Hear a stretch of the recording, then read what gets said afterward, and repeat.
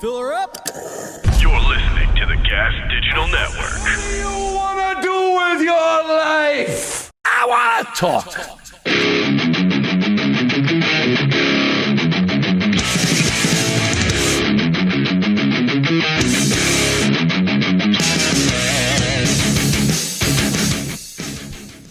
Welcome back, or for the first time, to I Want to Talk. You know who I am. You know why I'm here. Recently, all I've been doing is yakking and talking and sharing stuff, and hopefully you're enjoying the conversations, and I call them conversations. I've said that before because so many of them are inspired by social media.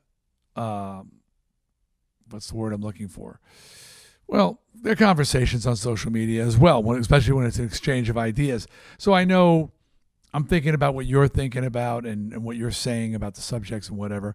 Although this week is going to be more of a motivational talk, which I will get to shortly. I first want to say, and this is my, I feel like PBS. Please subscribe, except I'm not offering like, a tote bag or something like that. But yeah, this is like my 24th week somehow. And if you're listening regularly, consider subscribing. It's not very expensive. As a matter of fact, there's all you got to do is go to Gas Digital Media and you put the promo code D, capital DEE. If you're interested in subscribing, or you're going to support the show by subscribing, you'll get 2 free weeks. So you can even try it as a subscription, because we're trying to do extras for the subscribers. I'm starting to get commercials. Subscribers get no commercials, which is cool. And subscribers get the shows, I think it's like 5 days early. They released on Wednesday, and they're not available for download by non-subscribers until the following Monday. So Thursday, Friday, Saturday, Sunday. So you got like 5 days early. And we've been putting bonus features, sometimes extra questions, sometimes extra like footage. I do a lot of different things. So, my managers and agents, they film things. So we upload those. So we're trying to create some sort of bonus stuff for subscribers. But more than anything else, you're supporting the cast and keeping it on the air, because that's what we need to do. I say we because I need it, and Gas Digital Media needs it as well. So now another thing, so consider subscribing, all right, please. And if you're a first-time listener, whatever, you want to taste the fruit, feel free. Listen to a few, listen to a bunch. But if you're deciding you're going to be tuning in regularly, please subscribe. It's like $7 a month, $9 maybe, and you get all the other Gas Digital Media shows and stuff like that. Again, apologies for the framing on this thing.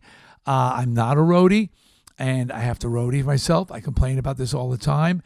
No, I'm not expecting Gas Digital Media to provide me with a person, because I'm on the move all the time, and I don't want a dude sleeping on my couch just to set up my camera.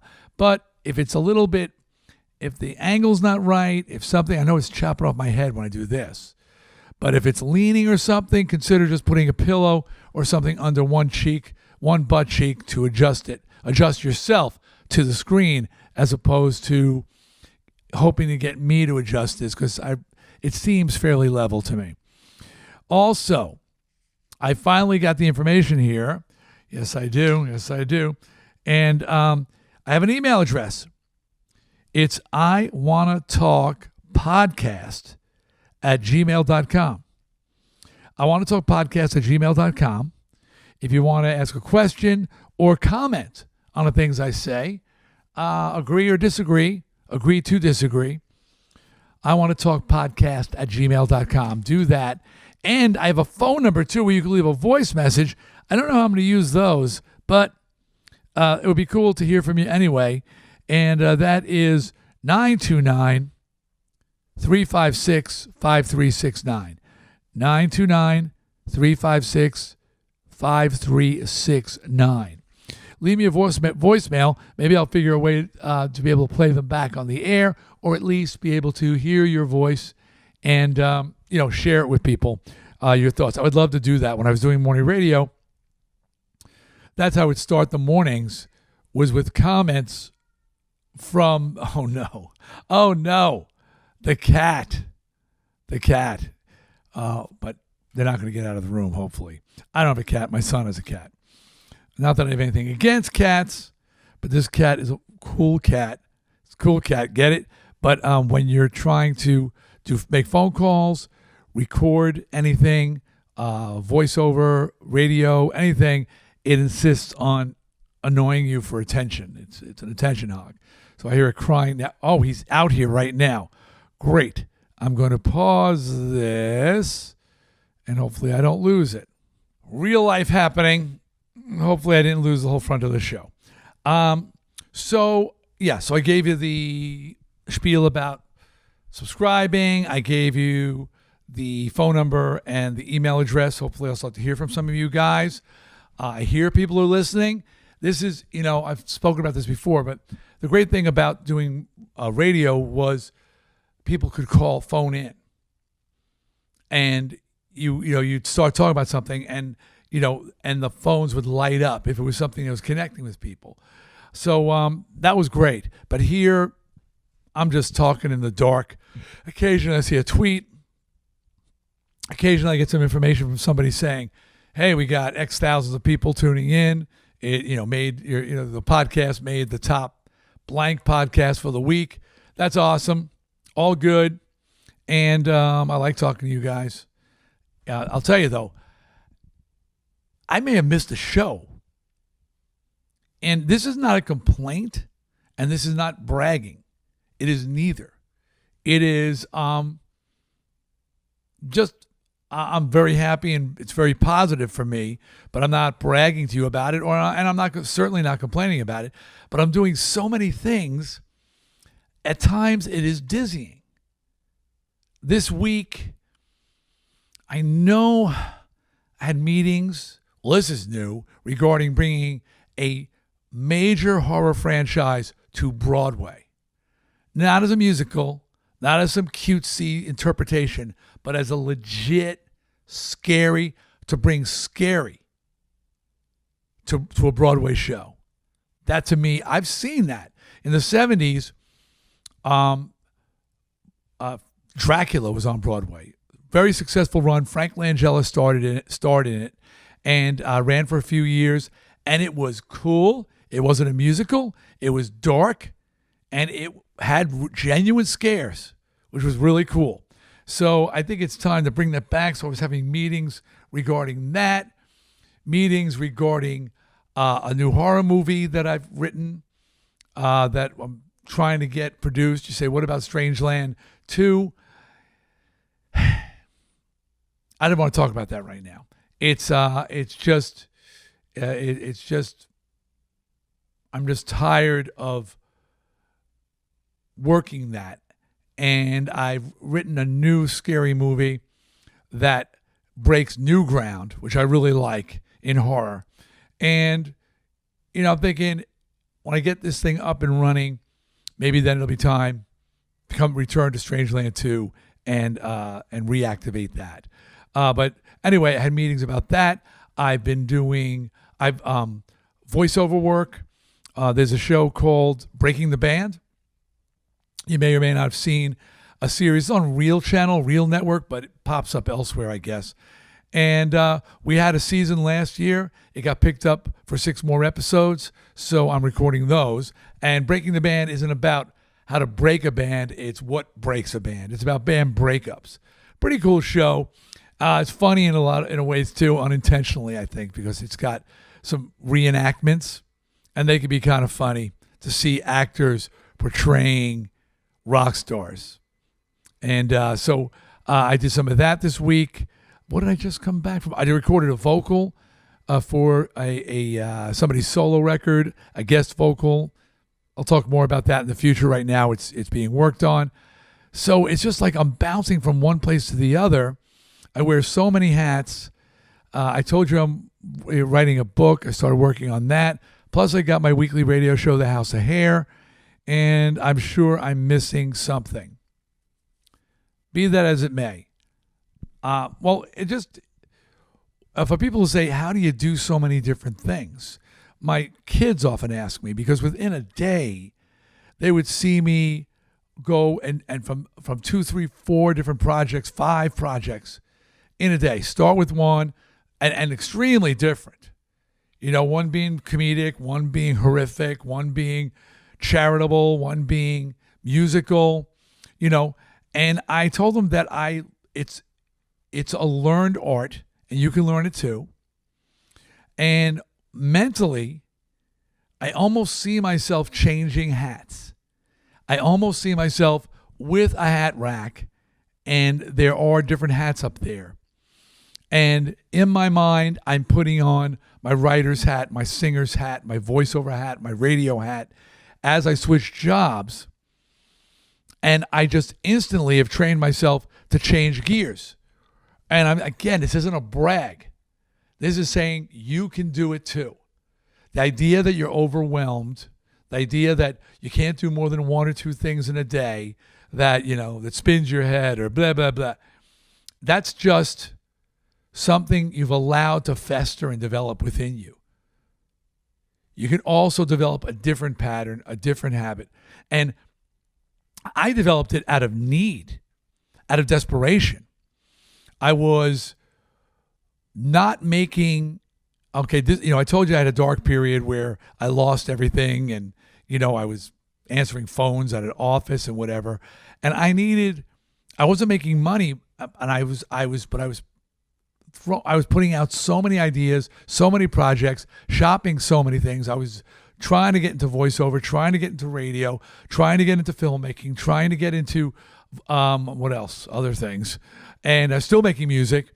And if I made anything from these things, I made a little bit, and I couldn't afford to just put all my eggs in one basket, as I had done the majority of my life at that point.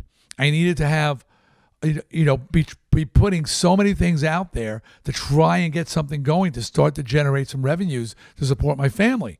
And once I got them going, even though I'm no longer struggling, I don't want to lose momentum with these things. I don't want to stop. Like, I'm not doing radio at the level I did back in the early 2000s when I was doing mornings. I was doing my syndicated show. Now I just have my syndicated show, but I still am doing radio. My voiceover career, I was the voice of MSNBC for a year. And at one point, I was making 6 figures doing voiceover. And I was doing voiceover every day and auditions all the time. Now, I occasionally do voiceover. And I like that. I'm not pursuing it actively, but I don't want to close that door. So I still do voiceover from time to time to keep my chops up, but also to keep my foot in that door and not let it close completely. Like, hey, I'm still doing it. I'm still available. Hearing me makes people aware that, which I'm always pulling my hair forward because the chair is flattening out my hair, and you can't have flat hair. Even a ponytail can't be a flat ponytail. So I keep, doing these things, just always want to keep some energy going into all the fields, all the doors that I've opened over the years, because it took so much effort to get them open. So I continue to just change hats all the time and keep changing gears and doing a million different things. And I'm traveling and I'm moving around, which is awesome. Again, there's not one complaint here. No whining, no bitching. I'm happy as fuck. But I kind of lose track. So I may have missed a show. And I think my producer is just sort of Brian, I don't know if he's given up. He's definitely not giving up on me. Brian, I'm not saying you're giving up on me. But he's come to realize, okay, Dee's not going to be like a regular host who, comes in and does it like clockwork, delivers his show, Even with my radio show, it's syndicated. I'm recording it all to hours of the day. I've got portable studios. I'm recording, there used to be a time where I was in the studio all the time. Now I just got a portable studio and a microphone, and I'm carrying it with me, doing it when I can. It's out of necessity. I want to keep doing the radio show. I want to keep doing voiceover. I want to keep doing the podcast. But I can't commit to being in one place and being on a hard schedule. So I hope you understand that. Okay, so this week's show I said was going to be motivational in nature. And I came upon it by accident, so to speak. But I realized, well, let me tell you the story. Tell us a story, Dee. Tell us a story. That's what Suzette always says. Dee, tell them the story. Tell them the story. So, I'm working on a book. My first book. My first novel. A fictional novel. Not my first book, because I did my Teenage Survival Guide with a co-writer. I did Shut Up and Give Me the Mic, which was, autobiographical. And, I wrote that myself. And it was like memoirs, basically. So, so I've written, but this is prose, what they call prose. This is fictional, inspired by true events. It's a period in my life that, in my world where I grew up in the 70s, and it's about a phenomenon that was occurring very exclusively to a relatively small part of Long Island. And I'm not going to get into the story itself, but it's a very unique story. It's a very intriguing story, and it's really kind of going to make people go, how the fuck did that ever happen? How did that occur? Which is basically my reason for writing the book, because I look back at it and go, I can't even believe that actually existed. That moment in time went on. And I know I'm being very cryptic and very, very vague. Sorry, you'll have to wait.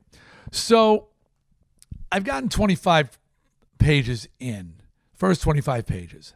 And it's like 5 chapters. They're short chapters.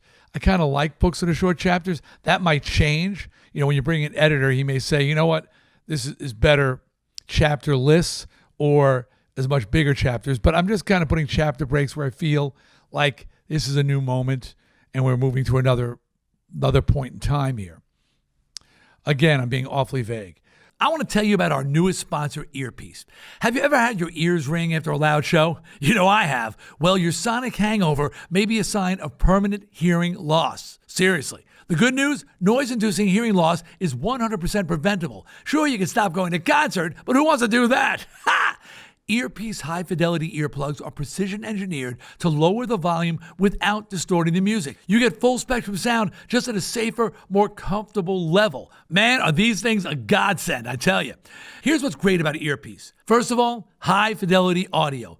The proprietary attenuation filter technology delivers clear, crisp sound. HD includes medium, high, and max protection filter sets, so you're ready for any environment. Then there's the comfort. You'll forget you're wearing Earpiece. The dual flange design gently seals the ear with no hard edges. They use safe, soft, premium silicone that is hypoallergenic and reusable. Very cool. Also, it's discreet. Earpiece is virtually invisible and also comes in your skin tone, so no one will know you're wearing hearing protection. The low-profile design basically disappears in your ear. Then there's value. They only use premium medical-grade silicone. Earpiece will not wear out or break. They include an ultra-premium milled aluminum case with 2 chambers, so you always have your spare plug. And then finally, there's trust. There are reasons bands like Metallica and festivals like Lollapalooza are using Earpiece. Why? Earpiece hearing protection is professional grade, and they guarantee it 100%. So if you're making music or going to live concerts, you need Earpiece. It's going to save your ears and improve your playing, listening experience. So go to earpiece.com, that's EARPEACE.com, and use promo code D15 for 15% off. Get it? D15, 15%. Oh, well. Earpiece can save your ears from permanent hearing loss. Once again, that's earpiece.com, promo code D15 for 15% off. So I wrote the pages. I said, this is a big undertaking. I've written many a screenplay. Screenplays are not nearly as labor intensive as books are. Just the constant rereading, rewriting, the density of text. And I'm like 25 pages in. It's a taste. But I know I've got another 300 or more to go. So I said, before I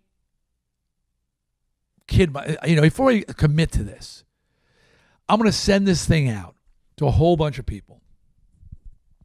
People I trust, people of all walks, people who have written books, people who have written movies, people who are actors, people who are performers, people who are regular Joes and Janes, people who like to read, people who don't like to read, people who are friends, people who, I call them trusted readers. And I sent the cover letter and I said pretty much this. I said, I've decided I want to write a novel. I've written the first 25 pages. I'm asking you, if you have the time, to please read them and give me honest feedback. Don't blow smoke. Don't tell me lies. You're doing me no favors. Because if I don't have a knack for this, if I don't have a voice, if you don't find these 25 pages compelling, if you don't find that they flow and they feel natural and you're pulled into them, I don't want to kid myself. I have a lot of projects. As I've told you, I'm working on, so many screenplays too I've written, and TV shows and things like that I'm shopping and producing. I don't want to do this kind of labor. While there is the labor of love thing, I like that. But my intentions are to get this book published, to have it read, and ultimately I hope that it will be turned into a movie. I think the story is movie worthy. And these days, studios are looking for they call it intellectual property, IP. If you hear the term IP, intellectual property, that means like a comic book or a book that they can make into a movie. They like intellectual property. So now, at the same time, that sounds a little bit like I'm being, I'm driven by money, sales, and what have you. And people, and I did specify that I want this published. So if it's not working, I don't want to waste my time. And people said, one of the common comments, people thought I was saying, if I can't make money at this, I don't want to do it. And they say, man, you really need to be doing something because you love it. And I say, don't get me wrong. I love to write. I love writing. Screenplays, stories. It is a passion. I just want to know if I'm writing for myself or if it's something that people will be drawn into and people might be interested in reading. I just needed to know that before I continue on the path. So the overall, and I just want to say something about that. When I started writing screenplays, first thing I did was I got my hands on existing screenplays and I read those and I kind of studied how they were formatted. Ultimately, I got a book by a writer named Sid Fields. He writes, it's an old book, but it is like the book on writing, on how to write. And everybody in the business has read Sid Fields basically to give them guidance. And one of the things that Sid said, he said a couple things. He said that you need to do this because you want to do it. It's a crazy business and it may never get made. But he also said that, and this is just if you're a writer, that in the screenplay world, once you do sell that and you hand it off to a studio, everybody starts to have their say about it. And it starts getting rewritten. The director has input. The studio has input. The producers have input. The actors will have input. The writer will be on the set. And I've had things where they bought my script but didn't they wanted other people to come in and rewrite it, like a different writer. Yeah, we really like the story, but we want to bring a different writer in, and they didn't want me a part of it. That was early scripts for me. But at the same time, and I was happy to sell it.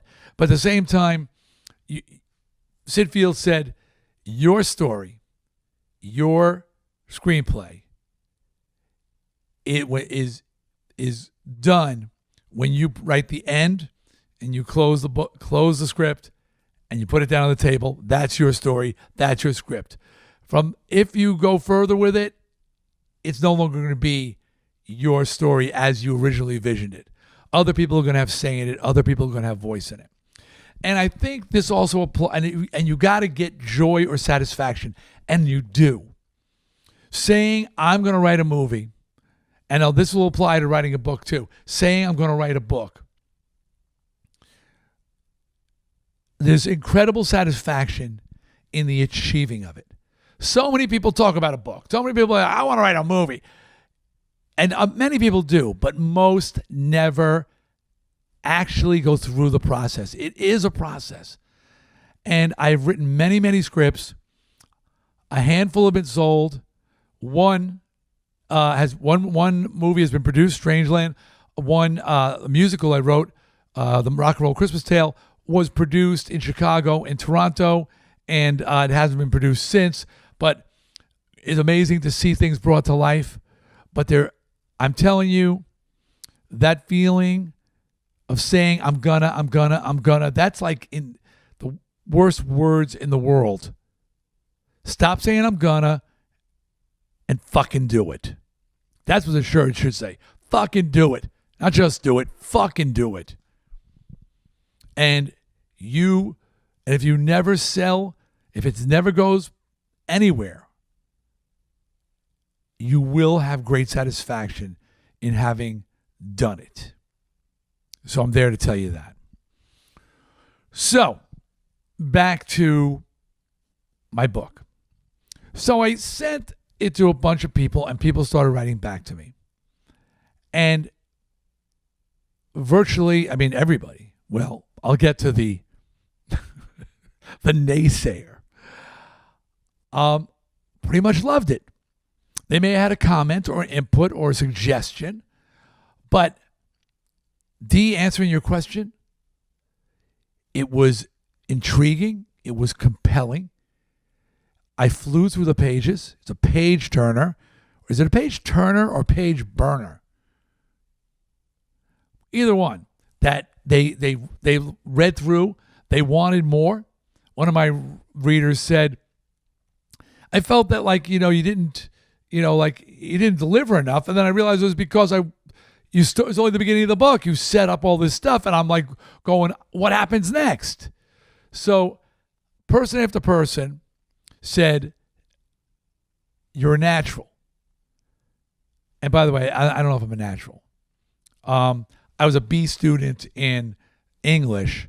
I really learned grammar and English proper when I helped Suzette when she was in high school, and she was in high school when I started dating her. So I used to help her with her homework, and so I relearned things helping her.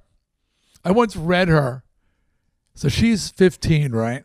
And I'm 21, and she is a teenage rage.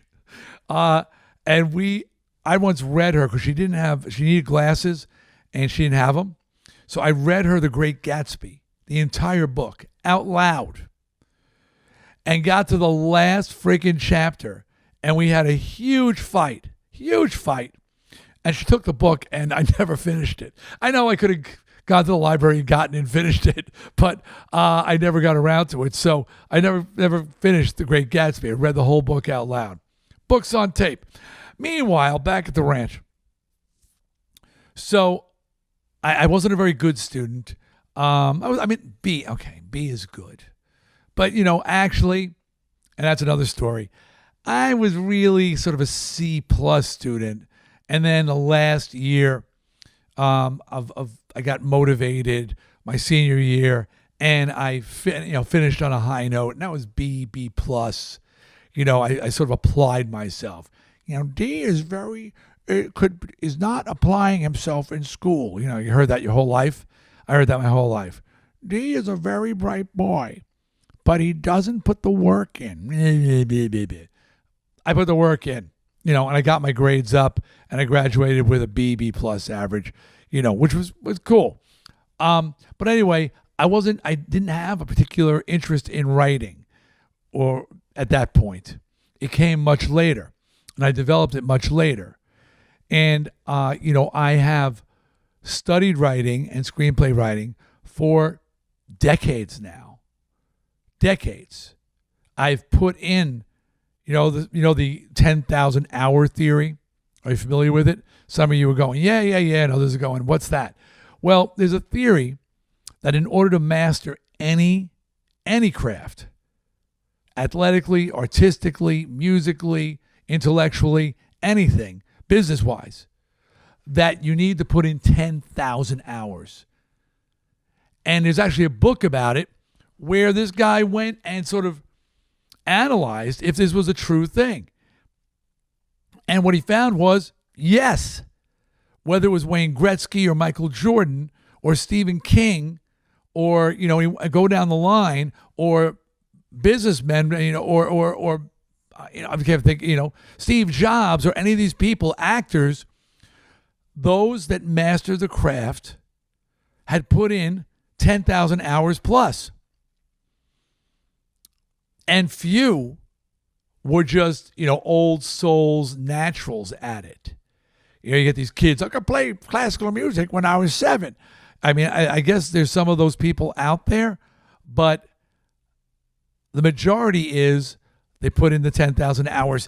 And while that's discouraging on one hand to some of you, it should be encouraging that if you want to do something, if you want to play guitar and you want to be amazing, just start putting in the hours. Just start putting in the hours. And as in my case with writing, I started writing screenplays in 1984, 5, somewhere around there. And I wasn't only practicing writing, it was in my spare time. But somewhere along the way, I put in those 10,000 hours, and I am a fucking crackerjack writer now. And hopefully you get to see some of the things I've written.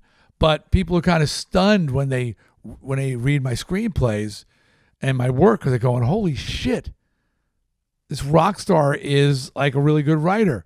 But I put in the time. I put in the time at radio. I've been doing radio for 25 years now. And I'm really good on radio. Voiceover. I put in the time. So, A, you got to put in the time. That's the downside. B, the upside is if you put in the time, you can achieve these goals. And if you just start chipping away at it, baby steps, you'll wake up and 10 years will have gone by or whatever, and you'll suddenly be shredding. And I mean metaphorically. It could be on guitar, but it could be in business. It could be whatever craft, art, whatever you pursue. You'll put in the time, you'll be shredding. So, meanwhile, back at the emails and what have you. Here's a little side. So look at this. You see this? I'm not sponsored by these people. So I was having voice problems, and I went to a voice specialist, and he said, you see, your vocal cords are dehydrated. How much water do you drink? So I said, I don't know, like 15 cups a day. He goes, 15 cups a day? That's a lot of water. Is it alkaline or just regular or what? And I said, no, it's coffee. The guy looks at me and goes, what? I go, well, I don't drink water, but I have a lot of coffee, and I put alkaline water in my machine. He goes, dude. The doctor literally called me dude. He says, dude, that doesn't count. Coffee is acidic. It dehydrates you. It's your water, but you're actually, you notice how much you go into the bathroom when you drink coffee? How much you're peeing? He says, you're not getting hydrated. You got to start drinking water. And I says, how much not coffee water are you drinking?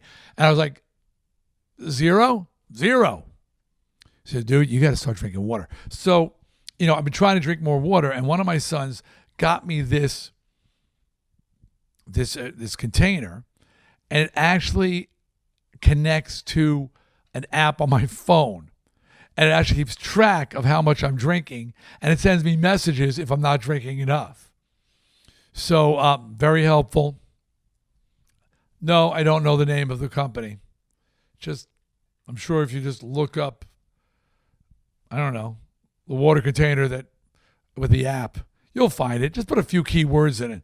That's the beauty of the internet. All right, so meanwhile, I'm getting all these positive things, getting some great suggestions, some great ideas. But overall, it's like, go, man, go. So one of my readers said, hey, I know an agent for books, not book publishers, for authors, a guy who, represents, writers. How do you feel about me sending it to him? And I wasn't looking for an agent, and he wasn't presenting it as, Dee's looking for representation. He was like, could you do me a favor and give this a read and give Dee some honest feedback? Sure. The feedback comes in. Guy tears me apart. Not only does he not like the way I write and says it in not so many words, but by telling me this is no good, this is no good, this is no good, it basically was the way I write. It's like saying, I don't like the chorus of the song and the verse I'm not crazy about, and that middle part you put in there, and the basic tempo and arrangement and just vibe doesn't work for me. That's basically what he said, the musical equivalent of what he said about my writing. Then he says, and this was a tell. He goes, you're just going to be regarded as a lot of actors, celebrities who think, they can write, and and people are not going to take you seriously. You should really consider a ghostwriter or a co-writer, and he gives me recommendations. So this guy basically told me it sucked. A guy in the business, a guy who does this for a living. What do you think my reaction was? What do you think my response was?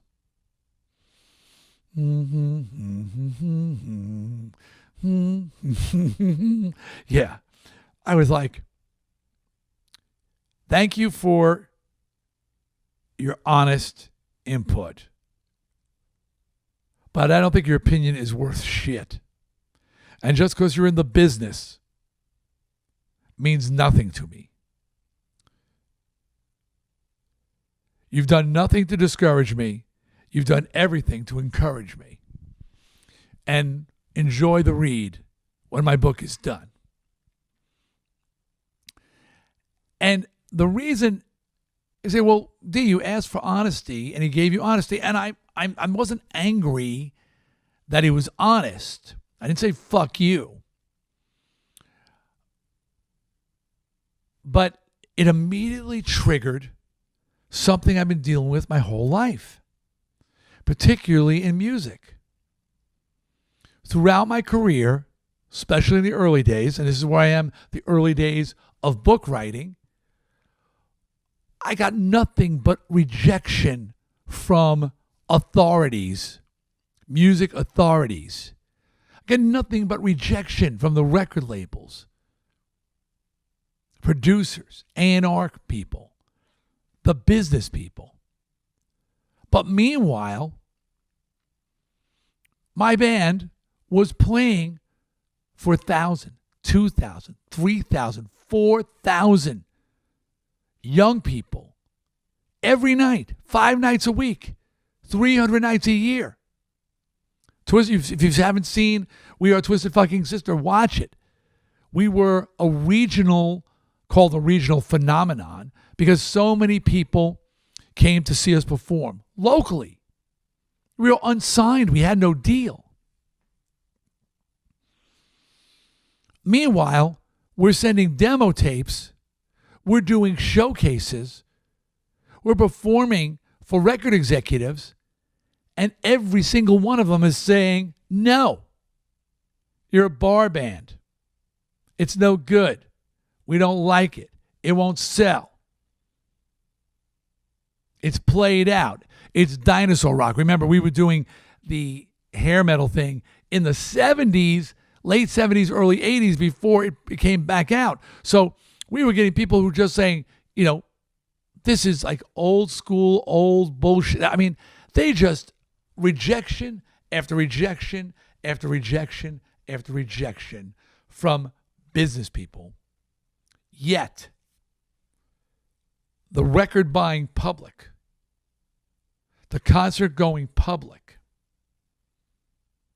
were telling us, was screaming, waiting on lines. We had bodyguards. We had it was security.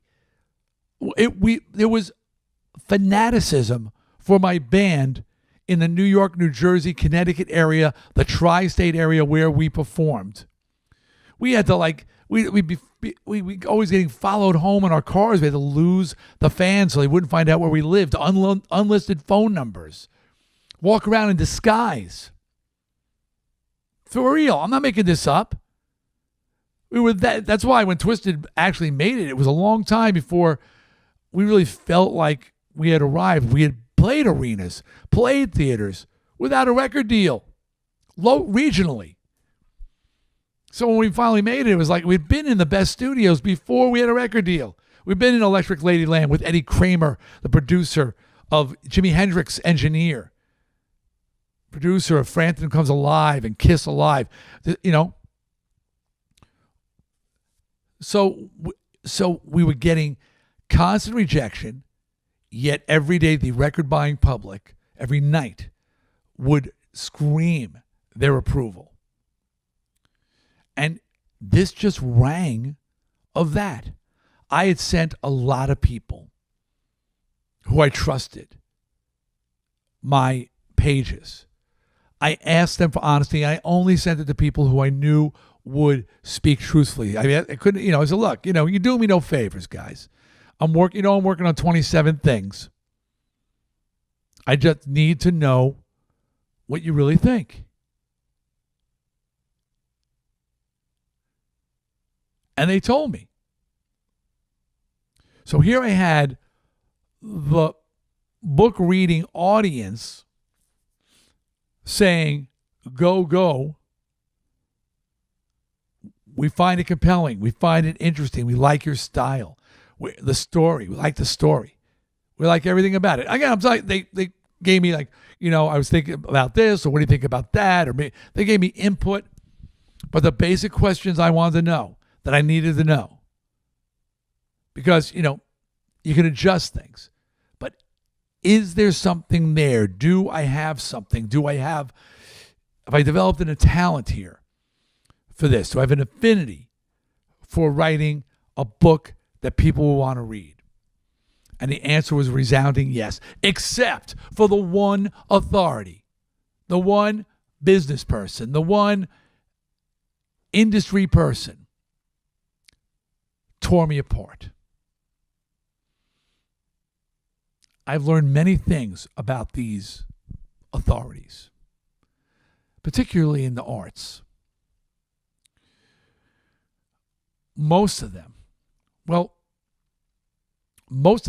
wannabes. They didn't start out wanting to be a literary agent. They didn't start out wanting to be an A&R man at a record label. That's virtually zero.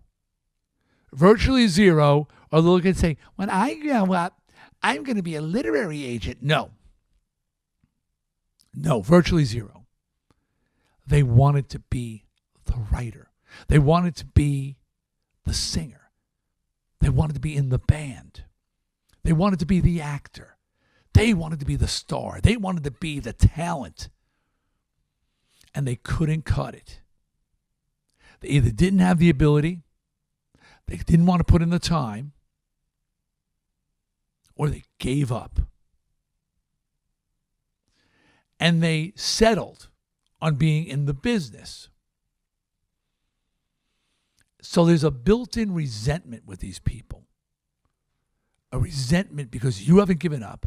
A resentment because you still believe. I've seen it all over the place. These are the critics. These are the movie critics. They didn't decide they wanted. I love movies so much, I'm going to write for a newspaper. No. Almost all of them wanted to be a fucking filmmaker, wanted to be a writer.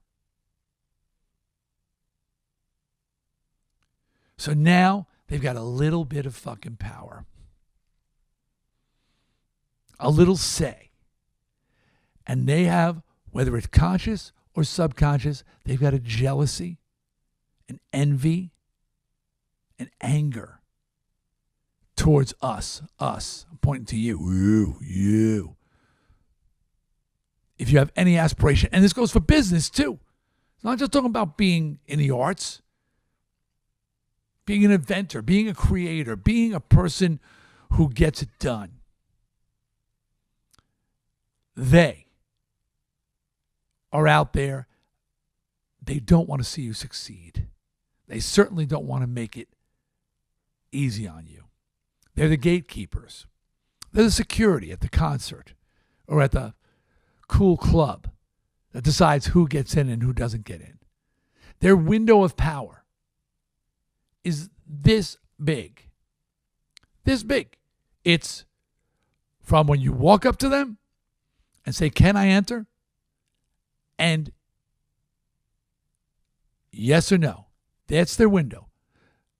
They say no, and you keep pushing. They're still holding some power. But the minute they do this, the minute they open and you pass, they're gone. They're gone. Their power is gone. And whether they know it or not, it subconsciously eats them alive. It's in there. It's so frustrating to them that we dream, we hope, we believe. We still think we can do it. We know we can do it. It makes them fucking crazy. Oh, and there's another segment of business people, industry people who are actually lawyers. I don't know why, but lawyers aren't just litigators. They don't just deal with lawsuits and that stuff. There are people with law degrees working in the entertainment field, working in the business. They have a law degree that just gives them a little more knowledge. I don't know. They're not practicing law. But tons of them are working at record labels. Tons of them are working in the entertainment industry. Tons of them are working in the business world. They know law, but they're not practicing law. They may not even have passed their bar, but they're working and applying their legal know-how to whatever business there is. I was stunned to find when I was at Atlantic Records, so many of the hierarchy were lawyers. And these lawyers, fucking lawyers, would come into the studio and go, "Yeah, I don't like the breakdown. Maybe you want to try this with just a little bit of, a reggae feel." Like, are you fucking kidding me? What are your qualifications? You went to law school and got a job in a record label using your law degree to get in? And now you're talking to the artist about the thing they've put 10,000 hours into mastering? About how they should sound, how they should sing, how they should perform? Are you fucking kidding me? But they're out there. They're out there. So, when I got this email from this guy, it triggered, oh my God, instantly, not only all the memories of all the people who have said to me that naysayers who have told me no along the way, but it also triggered that fight or flight instinct. You feel threatened. And am I going to run? That's give up. Or am I going to fight? Am I going to stand my ground? Am I going to get pissed off? And it was felt so good to get mad. My wife, Suzette, always says, I'm at my best. I think she may have said it actually on when I was talking to her on the last podcast. I'm my best when I'm angry. When she sees that I'm angry backstage, not best angry at home. She doesn't, homie don't play that.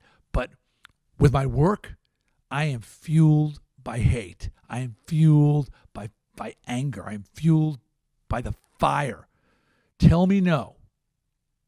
I can take a no. And if everybody had said the same thing this dude said, it would have been a consensus. But 25 people, yep, that's me, 25 people respond, Dee, straight talk. I've known you for years. I ain't blowing smoke. I enjoyed that. And one businessman tells me, don't quit my day job.